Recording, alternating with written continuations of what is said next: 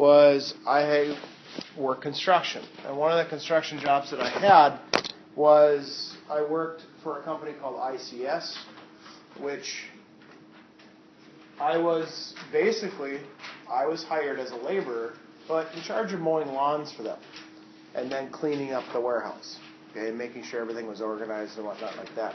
We had a huge warehouse that had all these different bins and all these different pallet racks and whatnot, full of different concrete tools and wood tools and everything else, and all the different forms and braces and everything that needed to be all separated and neatly piled so that way everybody knew where everything was. And that was one of the things that I had to do, was organize that when they finally got the warehouse up and built. So it is a big important thing, especially in your business, that you have somewhere to have your material. Like right now on the side, I like to build stuff.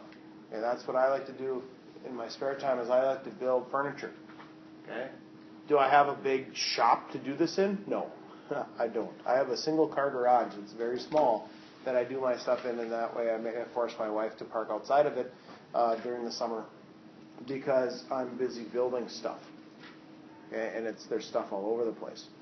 So that's something to think about if you're ever going to start a business like custom boxes. You might want to have an area enough to house everything and to warehouse everything. So the first section that we're going to talk about talks about storage space. And we've dealt with this a little bit a couple chapters ago when we talked about packaging and putting stuff into boxes and whatnot.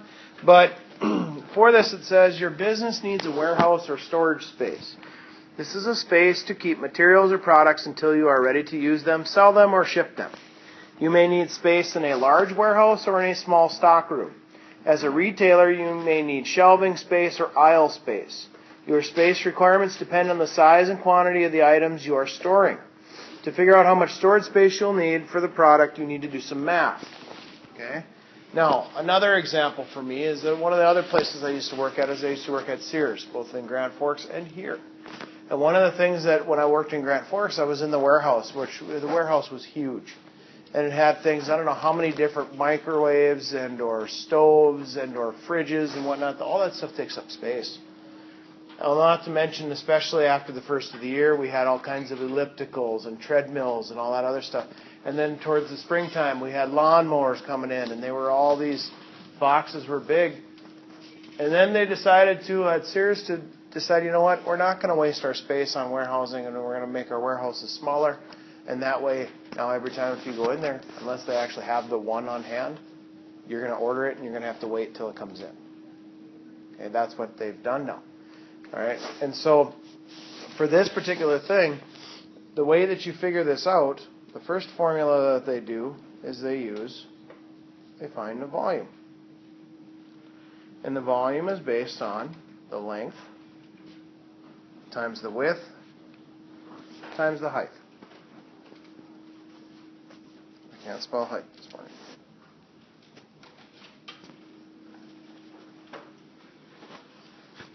Is that right? H-E? Yeah. Doesn't look right. Okay?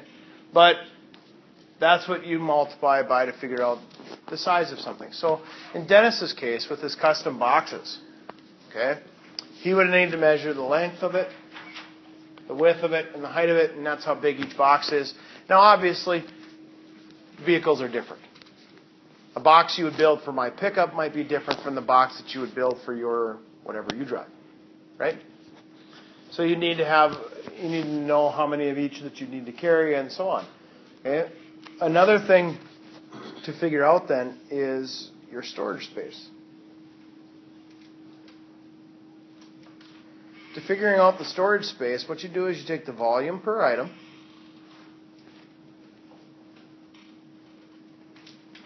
and you multiply it by the number of items. Okay? A couple of years ago in this class, I had someone that wanted to own, what did he want to do? Like a pet store, specializing in I don't even remember what it was, like lizards or something like that. And so we talked about his fish tanks that he would need to have all this stuff. So we talked about the volume of that. It's a rectangle, right? Multiply length times width times the height of the shape. Each of those then we had to multiply it, and then we said, okay, if you need 10 of those, what kind of volume are you, or what kind of space do you need at least to house 10 of these items? Now, is that meaning that if I just have 10 fish tanks in the back of my warehouse, that's the only thing I have back there? No. But that's the size for that particular model or that particular thing. So for instance, when I use myself as an example in getting that warehouse organized, when I had the concrete forms that needed to be up, I needed to put all those concrete forms in one area, and that's where they needed to go. They needed to be on a pallet so we could easily take them off and put them back on, and they needed to be banded so that way they didn't fall off. Okay, but I needed to figure out the size of that so that way I left enough room for that. Okay, now was that the entire warehouse with just concrete forms? No. Okay, because we had other things obviously in there. But at least that way we knew where it was. It was supposed to go there. We had the size built in for it. Okay, does that make sense? Your warehouses could be big, but when we're talking about for this thing, we're talking about the space needed for just the one piece. Okay, so if you look on the top of page 583, it says a 6-pack case of 1-gallon bottles of chainsaw oil. The dimensions of the case are 12 inches by 12 inches by 18 inches. So first and foremost, I'm going to multiply that together. All three of those numbers.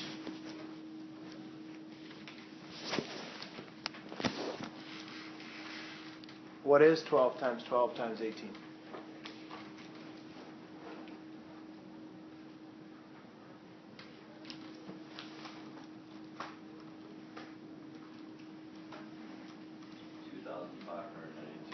$2,592. And now, what you just found was you found the volume of one case of chainsaw oil. Okay. Now it says on there that we need to have 20 cases on hand. And it might be where, if you were at Tractor Supply, for instance, right now, you might need 20 cases of chainsaw oil because as springtime comes, now comes cleanup of all the branches and whatnot that have fell. A lot of people use their chainsaws now. So now I'm going to have to multiply that number by 20 because we have 20 of those on hand. How much space is needed total?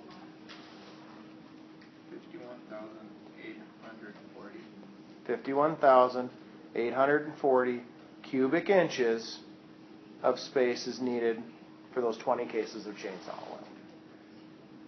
That's number one. Number two talks about the dimensions of a case of cereal. Okay? Do you guys eat cereal? I know in our household, there's one of my kids, my middle child, loves cereal. That's all he eats in the morning. Even if I offer him to make anything else, that's all he wants. Lucky Charms. Okay? So we've got 13.25 inches times 16 inches times 10 inches. First of all, how big is a case? What's 13.25 times 16 times 10?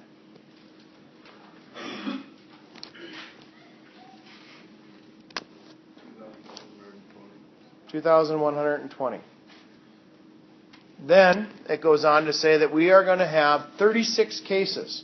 So for instance, at Marketplace Foods, have you guys ever noticed at Marketplace that some of the other ones, like the bigger ones with the taller ceilings, that they have pallets stuck on top of the racks as extra overflow things? That would be a space thing, right? So in case some, like General Mills drops that off and says, here you go, and they don't have enough room for it on their shelf. Maybe they over-ordered. That's where that stuff goes. So what's 2120 times 36?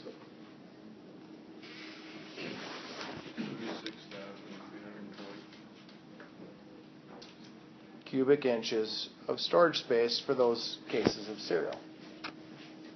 Okay? Then it goes on to say measuring in cubic feet.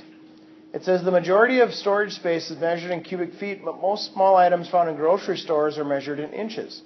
Because a cubic foot is 12 inches by 12 inches by 12 inches, it equals 1728 cubic inches, you change cubic inches into cubic feet by dividing by 1728. Is that paragraph important? Probably. If I go into a real estate agency, for instance, and say, you know what, I need a storage space that's going to house 530,000 cubic inches of storage space, they're going to say, I don't know what that means. Because it's not based on that. It's based on cubic feet when we're talking about warehouses. Okay? They deal with it in footage rather than inches. Inches is too small for them. Okay? So what it says for number 3, it says change the cubic inches in problem 1 to cubic feet. Problem 1 was 51,840 is what Mr. Dustin told me. Then according to what I just read, it wants you to divide it by 1728. It's always 1728 because that's 12 times 12 times 12 because there's 12 inches in a foot. That's what's happening.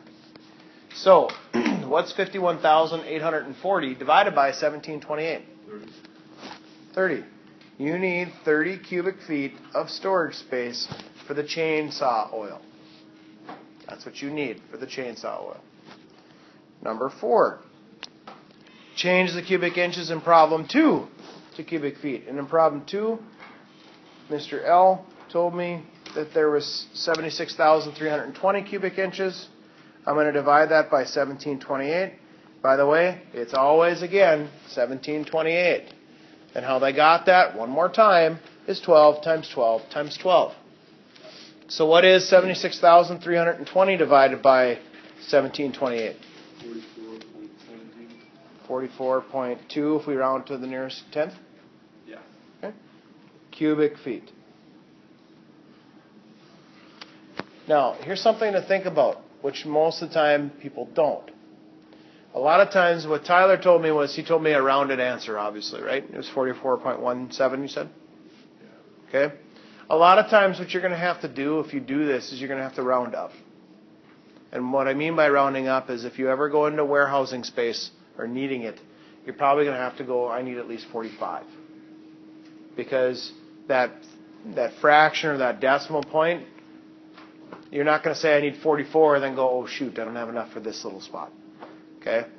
So you're going to have to probably round up if you ever go into warehousing space or needing it. All right?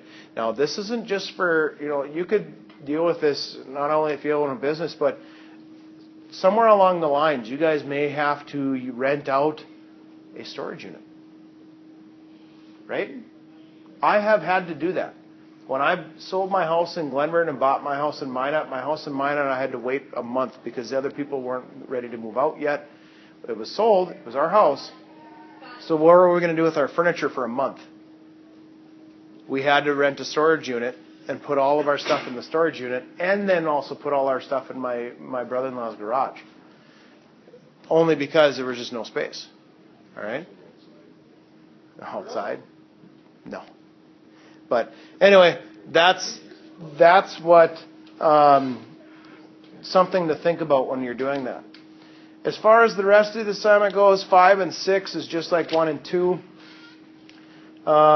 7 through 12 is also like that, where they give you all the measurements in the chart if you look at them. And then part A, they want you to find the volume, and then you multiply it by how many of each you have. That gives you the storage space. And then after that, it talks about changing it into cubic feet. Okay, for the rest of it. So on page 583 to 584, 1 through 19. So you don't have to change it to cubic feet unless it says in the problem. Right. You only have to change it unless it says to.